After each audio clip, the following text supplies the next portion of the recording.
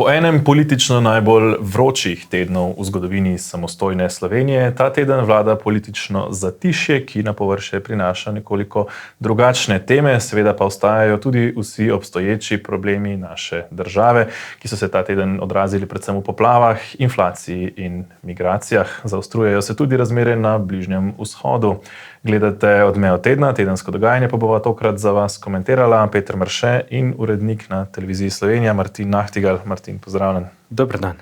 Torej, če smo bili prejšnji teden priča izjemno burnemu tednu, smo ta teden nekako tem zatišju po nevihti pred naslednjo.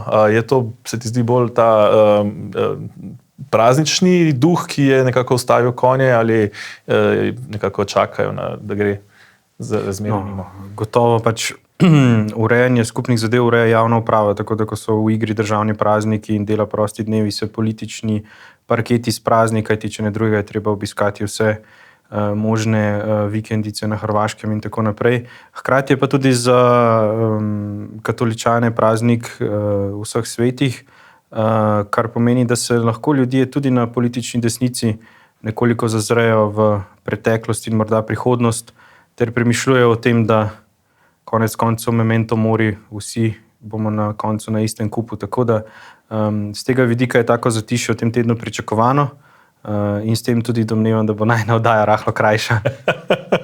No, čisto zatišje vendarle ni bilo, ne? Bile so poplave, o katerih nekoliko kasneje, pa Matej Tonin se je obrnil na svoje članstvo z pismom, v katerem nekako se je obregnil ob dogajanje preteklih tednov, češ da so bili že opozorjeni, da jih čakajo afere, da se donašajo na njihove prizadevanja na Komisiji za nadzor javnih financ, ter da pritiskajo nanje, naj umaknejo izjavo, da Janeza Janše za premierja ne bodo več podprli, hkrati razkrivajo, da naj bi se SDS in Svoboda v zakulisju dogovarjala. Kako razumeš to Toninovo pismo? No, se ta odnos in stališče Nove Slovenije kot stranke ni nekaj novega. Mogoče zanimiv je nek ta neposredni ton, ki v bistvu odraža en drugo stran istega kovanca, ki odzvanja vedno znova in znova, ko pade na tla, in to je Janša je kriv za vse in Janša je edini problem slovenske družbe, politike, zgodovine, prihodnosti in tako naprej. Čakam še, da se pojavi na Slovenija ima talent, ampak približno tam nekje je ta ton in ta zgodba, pri tem, da opisuje neko dokaj, reciva temu, malo verjetno politično realnost, namreč Golobova vlada stoji in pade z antijanšizmom in sedaj iti skupaj v vlado z nekom, ki je v bistvu tvoj antipod, črno proti belem, kot slikajo svobodnjaki našo državo in našo politično sceno, je malo verjetno. Seveda v politiki ni nič nemogočega, ampak verjetnost je zelo majhna, kajti situacijo primerjati z recimo zadnjo Janševo vlado, kjer so se manjše stranke v bistvu odločile in so določeni posamezniki reciva temu spregledali v smislu tega, kdo v resnici vodi državo, katera omrežja vodijo državo in na kakšen način, ter so zato dokaj uspešno sicer, ampak na rahlo netakten način prestopili oziroma pristopili v Janševo vlado in tako omogočili tisto vlado. Tako da z tega vidika se na koncu dneva ta kovanec odzvanja tudi nekaj, ne? Isti, ne? Vsi so isti z tega vidika, da vsi si želijo, da bi bil pač dovolj za zmagovit recept na volitvah, okriviti Janšo za vse, kar se da, tudi po možnosti vremenske razmere, kjer se je on kot politik recimo odzval zelo drugače, kot se je odzval gospod Tonin, pa vidimo, kdo je nekako z tega vidika nabiral neke tudi politične točke, ampak hkrati se pokazal v neki voditeljski vlogi, v neki državniški funkciji. Tako da z tega vidika to pismo, ki ga omenjaš, ne preseneča. Je pa hkrati pomembno, da se tam omenja tudi o tem, da so bili opozorjeni na to, da se afere bližajo, da se neke zgodbe, ki so po njihovem mnenju izmišljene in neutemeljene, pripravljajo, dogajajo in tako naprej. in da si pač neke pismonoše in tako naprej so si očitno podajali kljuko. Torej, ta tip pismonoš za njih obstaja, po drugi strani tisti del pismonoš, ki pa je na posnetkih, ko se govori o procentih denarja in tako naprej, pa ne bi obstajal za njih, ampak za vse ostale. Z tega vidika se je pač korektno vprašati, ali je to res, ali je to mogoče. Po drugi strani, zelo zanimivo se govori tam o nekih naključjih, sodelovanju med Janšo in Golobom, nekih dogovorjenih srečanjih. Zanimivo bi bilo tudi vedeti, kakšen je dogovor med predsednikom uprave Darsa in premierjem Golobom, da še vedno zaseda to funkcijo, glede na to, da očitno pripada nomenklaturi prejšnje vlade. Pri tem, da se lahko spomnimo, da pač glavna predvolilna obljuba premierja Goloba je bilo čiščenje janšizma in janšistov. Lahko se spomnimo prve seje vlade, ko so bili aktualno, da ministri pripravijo sezname, kdo je bil zaposlen kje, in so se dobesedno spravili na običajne javne uslužbence, ki so pač v obdobju zadnjih 2 let dobili službo v javni upravi. Hkrati pa tako pomemben nek element upravljanja z državo, kot je Dars, ostaja v rokah najmanjše opozicijske stranke. Naključja, seveda, gotovo. Nihče ne dvomi tudi v neko strokovnost direktorja Darsa oziroma predsednika uprave Darsa, vendar pa še vedno z političnega vidika, glede na to, da se je na tnalu znašel tudi direktor psihiatrije, da so se na tnalu znašli direktorji upokojenskih domov in tako naprej. Pri tem, da hkrati država vedno bolj kleca pod pritiskom prometa in da to vedno bolj postaja tudi problem vlade, tema ljubljanske obvoznice, tema nesreč na avtocestah in tako naprej, je vedno bolj tudi politična tema. In pri vsem tem premier Golob, ki menda slovi kot odličen menedžer, bi upravljanje takega pomembnega sistema prepustil opoziciji. Naključje ali priložnost še za kako pismo, to bomo videli, ampak gotovo je pač ta dikcija, ki spominja na to, da naj bi bil pač Janša kriv za vse. Hkrati pa volilni rezultat je odvisen od volivcev. Tudi pismo piše o tem, da je za NSI to neka priložnost, da je NSI v prihodnosti prihodnja in tako naprej, da se ji obeta svetli časi. To poslušamo strani tega vodstva že recimo kar nekaj let. In neka dikcija o tem, da je pa to zdaj, so pa to novi fantje na ulici, ki se ukvarjajo s politiko, je več kot pase. To so preizkušeni kadri, ministri, sodelovali so v vladi. In iskati dejansko krivdo za svoj lasten, nikoli uresničen 10% prag pri nekom drugem je izjemno nehvaležno. Lahko je resnično, delno, nikoli pa ni tako, da bi v naši državi lahko en človek kriv za čisto usodo vsega, kajti konec koncev menda živimo v demokraciji. Ravno to omenja Tonin. Treba je začeti že danes postavljati temelje za desno-sredinsko vlado, saj si Slovenija še enega mandata levičarjev ne more privoščiti. Je postavljanje teh temeljev v praksi se izvaja na kakšen način, opažaš recimo? No, gotovo je to predvsem polaganje temeljev za to, kar je bilo velikokrat govorjeno v političnih kuloarjih o tem, da bi NSI stopila v Golobovo vlado, da bi nadomestila nekako to skrajno levo krilo, in se je o tem govorilo že v bistvu od samega volilnega rezultata naprej, in se hkrati delno uresničuje pri sodelovanju o ustavnih spremembah. Vendar pa pač dejansko NSI ima ta problem, da je članstvo izjemno deljeno, kar se tiče sodelovanja v neki vladi, ki ne bi bila ideološko vsaj približno celovita. Tako da z tega vidika mogoče tukaj ne gre za polaganje temeljev za boljši volilni rezultat, ampak predvsem za polaganje, kajti to pismo, kako razumem, bilo namenjeno članstvu, polaganje temelja v to, da bo članstvo v prihodnjem volilnem rezultatu, če se ponovi slučajno približna ista situacija, kot je sedaj, lažje podprlo vstop NSI-ja v naslednjo vlado neke zmerne leve sredine ali v kombinaciji levice, levega pola in NSI-ja in tako naprej, vse odvisno od kombinatorike. Tako da z tega vidika je gotovo se polaga temelje. Govoriti pa o polaganju temeljev neke politične prihodnosti, to vodstvo ima stranko v rokah že kar nekaj časa in nekih ciljev, lahko se spomnimo, ko se je podpisovala obljuba o 10% in tako naprej, pač ni dosegla. In tako kot je vprašanje politične prihodnosti, kot tukaj v bistvu namiguje, da je politična prihodnost desnice zvezana z obstojem Janeza Janše kot predsednika SDS-a, je tudi vprašanje te ekipe in obstoja krščanske demokracije v Sloveniji. Tako da z tega vidika pismo gotovo odpira veliko vprašanj in bo deležno verjetno še številnih komentarjev. Ampak ja, na prvo žogo govoriti o tem, da je tvoja politična usoda in prihodnost celotnega pola neizpodbitno povezana z eno osebo in da je to edini element, ki igra vlogo. To je največji problem. Je velik element, je pomemben element, vendar na koncu je treba tudi oddelati svoje pri svojem delu. In čeprav je to na koncu nek mozaik elementov, pa se lahko strinjamo, da Janez Janša gotovo eden največjih, če ne največji kos v tem mozaiku. Vendar hkrati zato pozabiti na vse ostalo in trdi, da se bo s tem spremenilo vse in da kar naenkrat bo pa, ne vem, karikiram, NSI skočila na 15%, SLS na 10% in bomo imeli 3 približno enakovredne desne stranke, ki bojo vladale naslednjih 25 let. Ne? Tukaj je pa to v bistvu ta, recimo temu, nemoč, da konec koncev Janez Janša lahko tudi verjamemo nekaterim zgodbam, ki se dogajajo, ampak to je stvar politične obrti. In to je bila tudi šola za premiera Goloba ob začetku mandata. No, iskri se tudi v koaliciji, in sicer predvsem trenutno v podmladkih.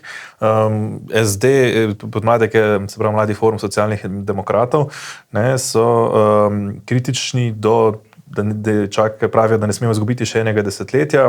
Kritični so do teptanja stroke, mešetarjenja po represivnih organov in da spremljamo cenjeni populizem, ki še dodatno degradira stanje v Sloveniji, ki ni več blaginja, ampak draginja. Na to so jim v Svobodi odgovorili, da obsojajo izživljanje nad vlado, da bi lahko v 30 letih socialni demokrati tudi kaj naredili in so kritični pravzaprav do tega pisma. Na Goloba so se spravili recimo tudi v pravni mreži za varstvo demokracije, kjer so kritični do njegovega čiščenja janšistov, čeprav so ga pravzaprav sami pomagali ustoličevati, recimo z pomočjo petkovim protestnikom. Kako pa vroče pravzaprav ta razmere na koalicijski strani? No, gotovo se da delno strinjati z Golobovim podmladkom. Namreč socialni demokrati so del slovenske politične scene, če ne kot stranka, pa preko oseb, od osamosvojitve dalje, poleg tega se imajo za naslednike itak prejšnjega sistema. Tako da z tega vidika govoriti o draginji, se dajmo vprašati o socialno-družbenih sistemih, ki so jih pomagali ustvariti, najprej pomagali razrušiti, nato pomagali ustvarjati ravno predstavniki te stranke, tako da z tega vidika bolje, da modro molčijo. Po drugi strani pa tisti del zgleda tako pismo socialnih demokratov oziroma podmladka, kot da mi je ostal en stari osnutek od prejšnje vlade. Namreč to so približno iste besede, isti očitki, vendar fino bi bilo videti, da bi besedam sledila dejanja. Namreč vprašanje je, jaz tega podatka nimam, ampak koliko članov podmladka je trenutno zaposlenih v kabinetih ministrov iz kvot socialnih demokratov. Če je stanje res tako slabo, če si želijo mladi drugačne politike, če si začnejo delati na drugačen način, potem je za delo, ki se ga vso ustvarja, prevzamejo odgovornost in dajo odpovedi. Vendar lepo je pa imeti službo v nekem javnem sistemu, delati, nič ne rečem, v kabinetih se veliko dela, če je želja potem, ampak hkrati kritizirati vlado, katere si del, na način, kot si kritiziral prejšnjo vlado, je preprosto poniglavo. Namreč večina kadra, ki pač je aktivnih in sooblikuje to politiko, ali naj prizna, da nima moči, kar je tudi ena rak rana slovenskih podmladkov v osnovi, da so v bistvu samo podaljšana roka strank, kadar jim to koristi in nimajo neke lastne entitete, niti nekih lastnih financ in tako naprej.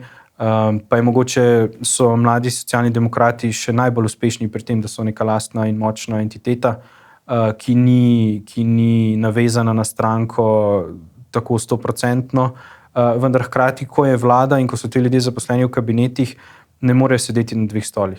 Ali si kritičen do tega dela vlade in si kritičen interno, kar domnevam, da so bili. Če je pa situacija tako huda, da moraš iti v javna pisma in govoriti o populizmu in tako naprej, si pa ti del tega populizma, ki ga perpetuiraš. Tako da mogoče bo pa kdo najdel nek kanček tako močne hrbtenice, da se bo tudi odrekel službi v javni upravi.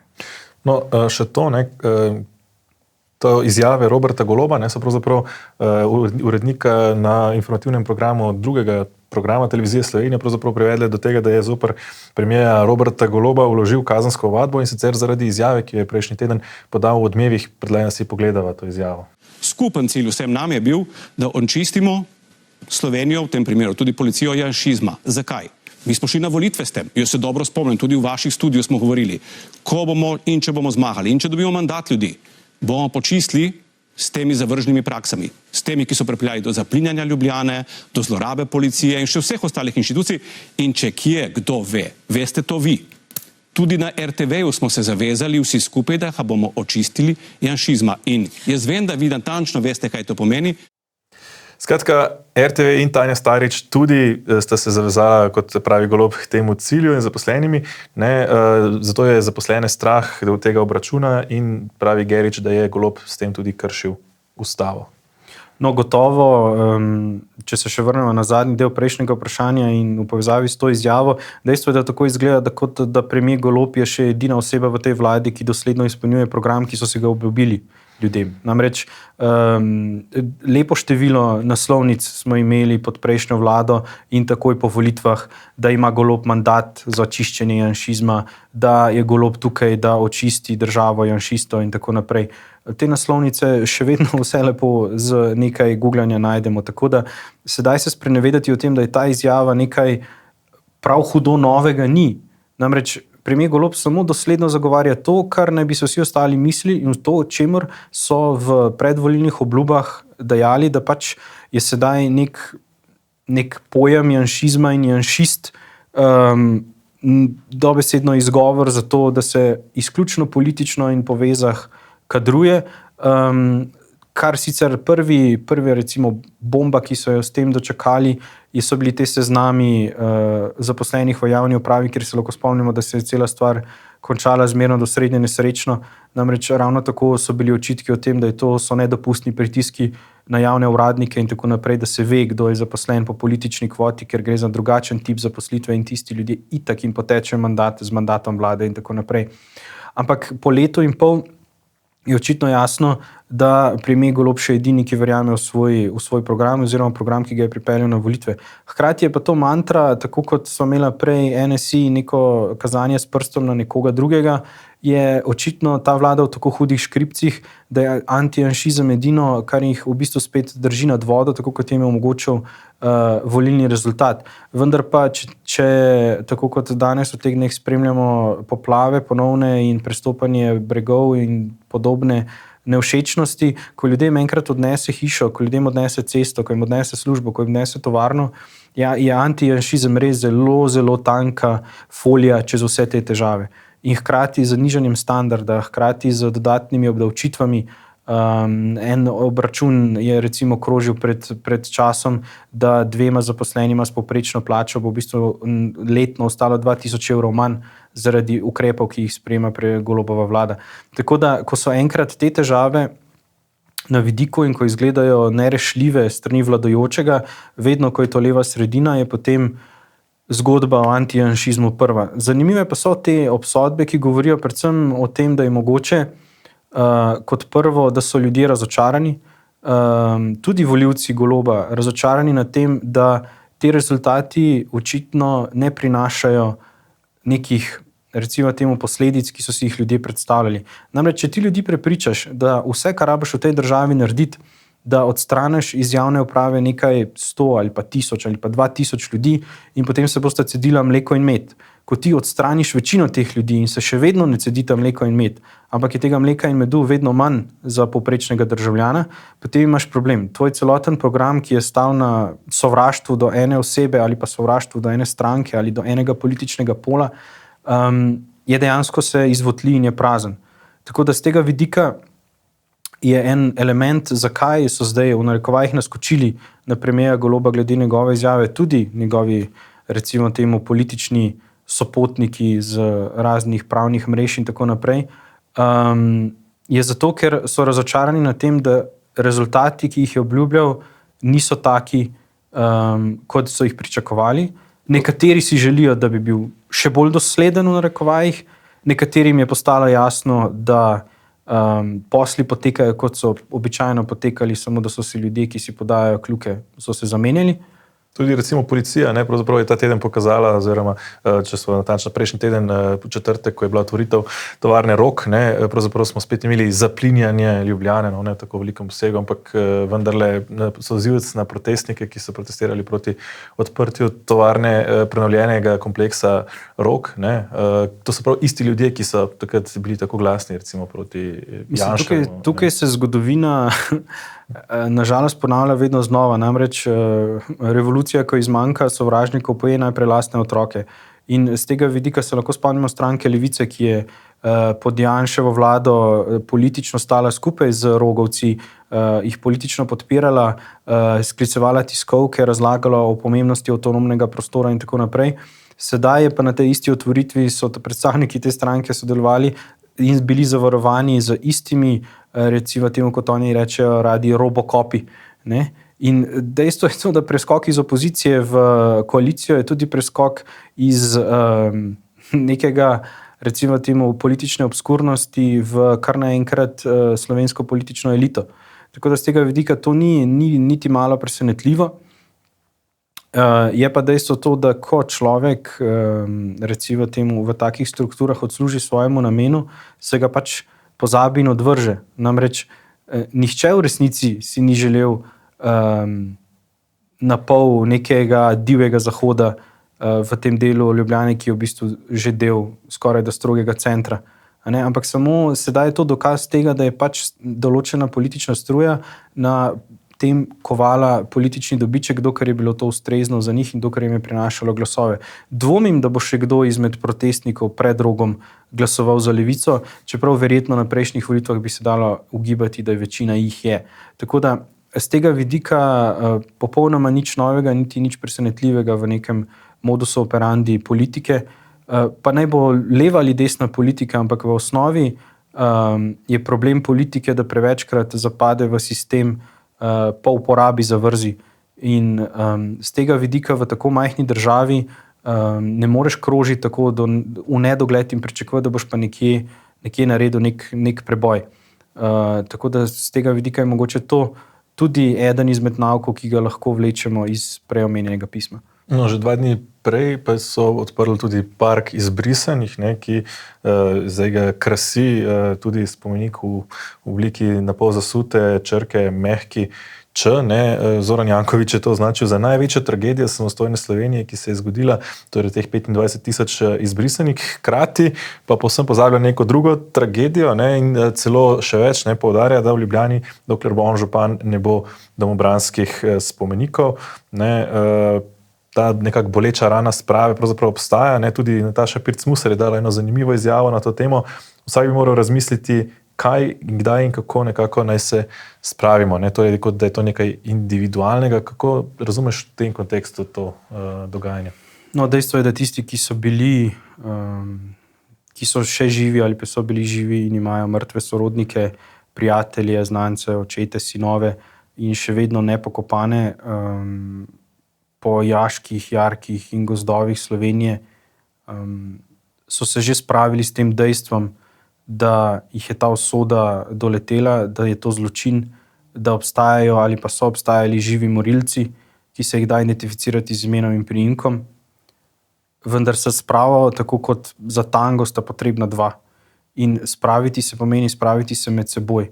In tukaj je dejstvo, da očitno levi sredini spet tako teče voda v grlo, da je lahko sprava neka tema, kjer bodo mobilizirali svoja pač neka skrajna krila, ki še vedno ne priznavajo to, da ti zmagaš neko vojno, te ne upravičuje, da postaneš v naslednjem trenutku zverina in pomoriš nekaj odstotkov lastnega naroda, kar še vedno v bistvu ta narod plačuje, kajti manjka nam elita, manjka nam inteligenca, manjkajo nam profesori, manjkajo nam duhovniki in vsi te ljudje, ki so pokončali v jarkih in potem zbežali iz Slovenije, so dejansko potencial, ki ga je Slovenija v veliki meri zapravila. Spomnimo se lahko tistega primera, ki nekajkrat letno zaokroži po socialnih omrežjih, o tem, kako je povojna oblast sodnike menjala za peki in ključavničari in tako naprej. In problem je tem, da imamo še vedno ta odnos. Namreč, da kdorkoli, ki preko vez uspe priti do političnega parketa, je usposobljen, da upravlja našo državo, naše skupne stvari, naše skupne dobrine. Pa se lahko pogovarjamo o tem, kako to upravljati. Problem je tem, ker večina od teh ljudi se o teh stvarih sploh pogovarjati ne zna in ne zmore, kajti o teh stvarih nič ne ve. In politika ni samo ideja, politika ni samo ideologija, politika je tudi obrt. In te obrti se je potrebno naučiti.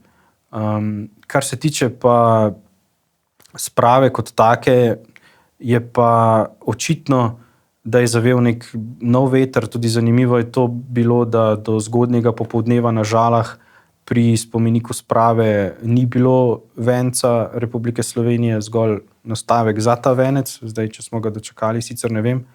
Ampak je pomenljivo že to, kako je prejšnji predsednik države, gospod Pahor, tukaj bil sposoben stopiti čez nek politikantski breg, reko, in biti državnik v tem, da je recimo polagal venec tudi tam in to z častno gardo in s primernim nekim protokolom. Tako da z tega vidika govoriti o tem, da naj se ljudje spravijo, pri tem, da še vedno poslušamo neko dikcijo o tem, da je zmagovalcu dovoljeno vse. Gledamo to, leta 2023 gledamo to. Golob je bil zmagovalec demokratičnih volitev in njemu je dovoljeno vse. On lahko izjavi o tem, da je treba očistiti janšiste. On lahko izjavi na javni televiziji novinarki čez pult, vi ste to vedeli, ne se zdaj sprenevedati. In ona ostane tiho. Ona ne reče, o čem govorite. Ona ne reče, to ni res. Ona ne reče, to ni prav. Ne? In zato mora nek drug urednik vložiti kazensko ovadbo. Ne? Pa bi jo lahko vložil katerikoli državljan. Ne? Ker dejansko napoveduje premier v svojih izjavah, da je pač neka ideološka usmeritev, nek svetovni nazor, nek pogled na svet, neke vrednote, so pač v tej državi nezaželjene in odstranitev tega dejansko predstavlja jedro njegovega političnega programa. Če bi se to dogajali na desnici, bi poslušali o tem, kako smo leta 1939, poslušali bi, se še vedno poslušamo o Poljski, Madžarski in še katerih drugih državah. In to poslušamo, kadar pač je na oblasti tam desnica. Ko pa levica govori o odstranjevanju ljudi iz javnega življenja zgolj zato, ker imajo drugačne poglede kot oni sami, pa je menda to višek demokracije. Tako da z tega vidika je to v kombinaciji z tem, da smo v teh dneh se spominjali naših rajnih, da smo se spominjali tega, kaj vse je ta narod pretrpel, da je prišel do lastne države, in koliko ljudi je še vedno na današnji dan brez groba, je preprosto šokantno, da lahko aktualna politika še vedno na tem poskuša kovati nek dobiček in to zelo krvav dobiček. Kaj ti odrekati pravico do groba, tako kot to počne Zoran Janković, romskim družinam, kot to počne z vojaki na Orlovem vrhu. To je pač sprevrženo in to je v bistvu nek test, če želimo naše ne samo demokracije, ampak predvsem civilizacijskih minimalnih standardov. In očitno je, da tako kot v neki javni sferi, v neki politiki, če že pristanemo na termin janšisti, ni prostora za janšiste, tako tudi za ljudi, ki so bili v bistvu zločinsko umorjeni, ni prostora na našem največjem pokopališču. In dokler je to tako, je neko pismo o tem, kdo si podaja desetine ali stotine tisočev evrov, tako irelevantno kot lanski sneg. Medtem ostajajo v državi prisotni vsi ključni problemi, ki jih imamo ta teden posebej na udaru poplave in plazovi, ki grozijo več hišam in naseljem. Potem opažamo inflacijo, ki vse bolj nekako bremeni državo in pa migracije, ki ne pojenjajo. Italija, Slovenija in Hrvaška celo skupaj sestavljajo mejno, niti ne več patruljo, ampak kar brigado oziroma celo koordinacijske centre za skupne mejne brigade, da bi zaustavili migracije, ki pa jih znova spet tudi nekako povečuje Izrael, ki je spet v tem vrtincu dogajanja. Slovenija se je znašla pravzaprav tudi z podpisom oziroma glasovanjem za resolucijo arabskih držav v kritiko Izraelu, brez kritike Hamasa oziroma poziv k humanitarnemu premirju, brez obsodbe Hamasa in brez omenjanja talcev. Kako problematična je ta, recimo, resolucija v tem smislu za Slovenijo? Nekatere sosednje države so glasovale proti, nekatere so se vzdržale. No, če začnemo najprej pri domačem problemu migracij, Zanimivo je bilo gledati, kako, ko sem jaz objavil posnetek svoje izkušnje vožnje z avtobusom proti Primorski in dejansko sem potem šel pravi intervju z nekaj šoferji in tako naprej, ki je imel tisti video preko 130,000 ogledov, sem bil označen za rasista, sem bil označen za človeka, ki ne razume človekovih pravic, ki sovraži migrante in tako naprej. In tega je bilo ogromno in tudi ne vem, kako so se ljudje dokopali do moje telefonske številke in tako naprej. Cela stvar je bila dokaj stresna, moram priznati, da močnejšega nekega političnega odziva v vseh svojih letih komentiranja, pa sem že marsikatero neumnost rekel na glas, nisem dobil, kot tega pogroma nad tem, da so bile migracije do momenta, ko se je za to odločila Golobova vlada, v bistvu tabu tema. Policijske statistike so na to opozarjali, ljudje, ki živijo ob meji, so na to opozarjali, vendar ponovno se je dokazalo, da naš medijski prostor je pač preveč monoliten.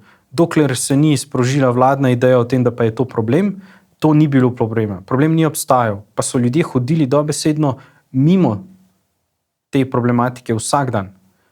V službo, iz službe, domov, po opravkih, ta tema ni obstajala. Sedaj pa se vsi ukvarjamo s tem, ko premier Golob napove neke brigade, ki na koncu upamo, da se ne bodo sprevrgle v delovne brigade nazaj za postavitev ograje, ampak dejstvo je to, da je to en tak lep pokazatelj tega, kako problematika ne obstaja, dokler na njo ne posveti luč pravih medijev in te pravi mediji to osvetlijo ne vedno takrat, ko bi bilo to potrebno, ampak takrat, ko je to oportuno za nekoga.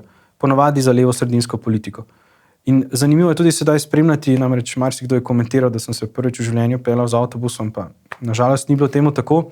Ravno pred dnevi sem spremljal, kako je sedaj na avtobusni postaji Ljubljana, so prisotni policisti, pregledujejo, kdo se vkrca na bus in na kakšen način, sploh na recimo te avtobuse proti Italiji. Potem je patrulja zunaj Logatca, čaka na to, ali bo kdo probal v bistvu udreti na avtobus oziroma se vkrcati na kateri izmed drugih postaj in prisiliti v bistvu šoferja, da ga sprejme, kljub temu, da je avtobus poln in tako naprej. Sedaj, ko to obstaja, problema ni več oziroma je očitno, da pač poskušajo najti neko drugo pot proti Italiji ali celo pač naprej. In dejstvo je, da sedaj ta problem ostaja naprej in ta rešitev, neka začasna, da se vsaj umirijo razmere na avtobusni postaji, se je pojavila čez noč. Nihče tudi prav hudo o njej ne govori in ne razlaga, ampak hkrati očitno je konsens, da je to dobro, da je stvar tam. Ne? Človek, ki je pa na to opozoril, je pa rasist. Ne? Tako da z tega vidika je migrantska situacija lep primer, kako je medijska scena pri nas lahko ima neke velike slepe pege in se nasploh na to ne obračamo. Vse podobno je tema sprave. Sprava je slepa pega, dokler pač nismo pred volitvami ali pa dokler nekomu na to pač ne pride prav. Ne? In kar se tiče pa naših mednarodnih odnosov, je pa dejstvo to, da pač sedaj imamo neko vlogo v Združenih narodih, da se moramo temu primerno obnašati.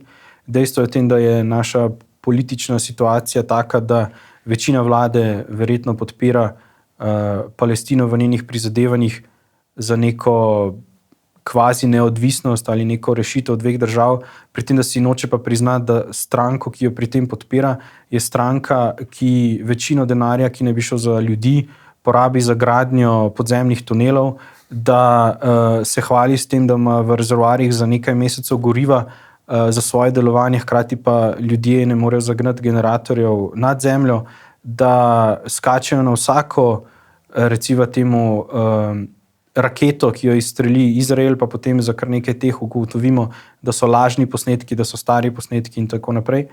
Pa pri tem gre predvsem za poudariti, da vsaka vojna ni dobra vojna in da je treba vsako vojno čim prej končati in da to, da je tako veliko število civilnih žrtev na obeh straneh, bi moralo biti za obe strani nesprejemljivo.